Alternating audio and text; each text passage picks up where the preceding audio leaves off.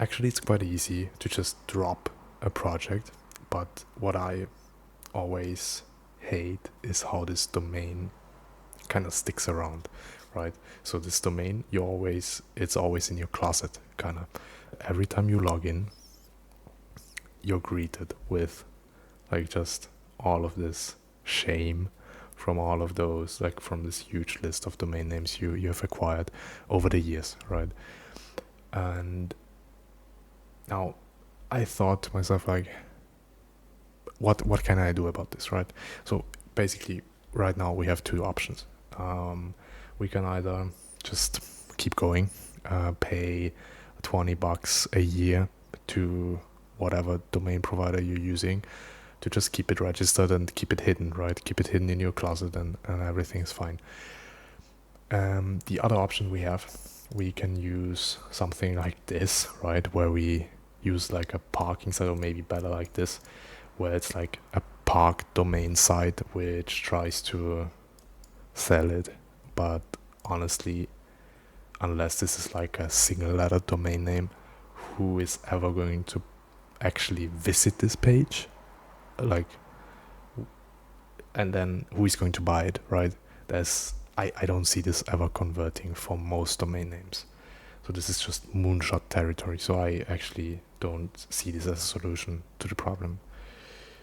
An actual solution, I think, is Undead Domains, which is the project I'm proposing. The main thing how we are solving this is I want you guys, if you're guilty of buying lots of domains, I don't want you to hide them.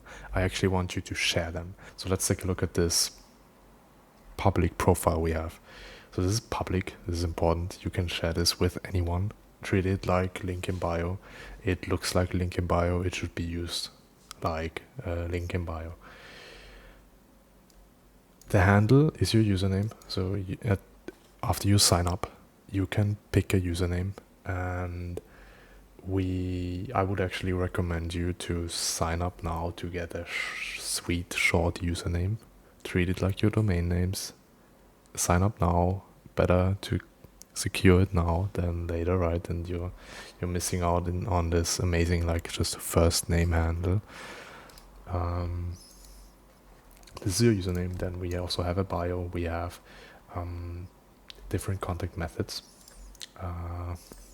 we can add, and then the probably most important thing here is the actual domains, right?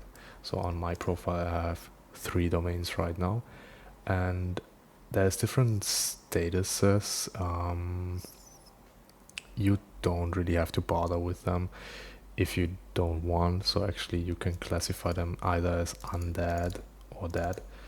The difference is undead domains, they still link to an existing page, and dead ones don't. But as I said, you don't actually have to do this. Also, you can add a status. Those are on hold. You can put them for sale also, but you don't have to.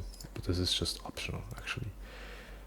And this is this public profile. As I said, you can share it as you would, and I actually recommend putting it on X. There you might get some quality leads, some people reaching out, and I'm sure it converts better than this one, right? Because it's like a single domain, and nobody really cares. Like, how does one even discover this page? There's no way, right? And the big benefit here is you can actually, so we don't care about what domain registers you're using. We don't take a cut if you sell anything. So actually it's just a way to showcase your dead projects, your abandoned projects, and your domains, right? So this is the main thing. And obviously you can also save those domains from here. This also works fine, right? So let's take a look now at our dashboard. I'm going to actually walk you through adding a domain later, but let's first check out what discovery options we have right now. There's more coming in the future. So we have a standard search. Works like this. Just put it in. Then you can also search for ending top level domain, there won't be any results, because as we saw, it is actually .org. It works like this. It also works partially, so this also matches, so it's kind of a nice search. Then we have leaderboards. Obviously there's not much going on right now because we're just launching, but I hope that there's going to be more domains soon. And then there's settings where you can, obviously I would love you to just add your feedback. Maybe you find some bugs, maybe there's some stuff, right? And that's that actually. That's saved, which I forgot. You can unsave and save stuff. And now you can stick around or actually skip this part if you want, because I'm now going to walk you through just how adding a domain works.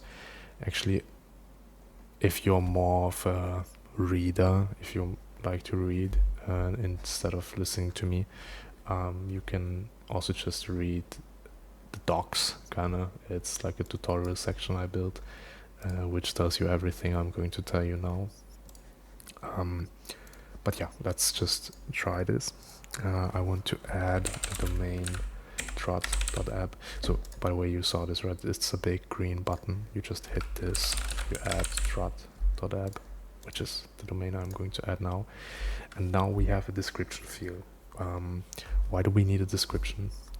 This description, it's like really short, right? It's just so that we can create embeddings out of this and offer you semantic search. So basically we don't only have, we not only have full text search, which everyone has, we also offer semantic search, where it's kind of like annotated search results. So I'm going to show you right now how this could look. You can put in anything you want. I recommend you to put in actual, not just gibberish, because then it hurts your discoverability. I would tell you to maybe do something like this. For example, with trot, actually I had the idea of truda, which means hard work in Russian. This project was about verifying human work versus AI stuff. So this is the project. First I describe what the domain means, the name, and then I describe the project, right? And this is, in my mind, a good way to just get discovered, I guess. And then the third step, we actually have to verify this domain. How do we do this? You probably know this from stuff like verifying your domain with Google. You add a txt record, so you go to your domains, and I've added this already. Let's delete it for now so I can show you. So you go to your DNS settings, you add a record and add a txt record, and then you just copy paste from here. Copy paste this name, and then you copy paste this value. Here it's called content, it doesn't really matter, just fill out the fields. And this is saved. Now this can take a while, right? I put this here, it can take up to 48 hours. It probably won't. It's probably going to be online in a few seconds, maybe a few minutes. I had it so on Cloudflare. If you're using Cloudflare for your domain registrar, it's going to be instant. So actually we can try it now. It's going to work, right? But I checked GoDaddy, for example. On GoDaddy it actually takes a few minutes to propagate. At least it took for me, it took like 2 or 3 minutes. If you have troubles with that and you hate waiting around, because we can check, right? Amazon.com, let's just try it, put in some gibberish, right? And then we can try it. And obviously this is not going to work because we don't have this domain verified, right? And this shouldn't work, obviously. So And there can be issues with that where it takes some time and it's annoying, right? Because you have to put in the description again. And what we recommend here, if this happens for you, if your register takes quite a long time to update this, I would just recommend adding this beforehand. So you just go in and add this record to all the domains you want to add in the future. You wait a bit till it propagates and then you add them here. Because the string, so this verification value, it stays the same for every domain. So this is just your user ID. It's fine, right? You can reuse it. And there's some other tips here, so you can check them out.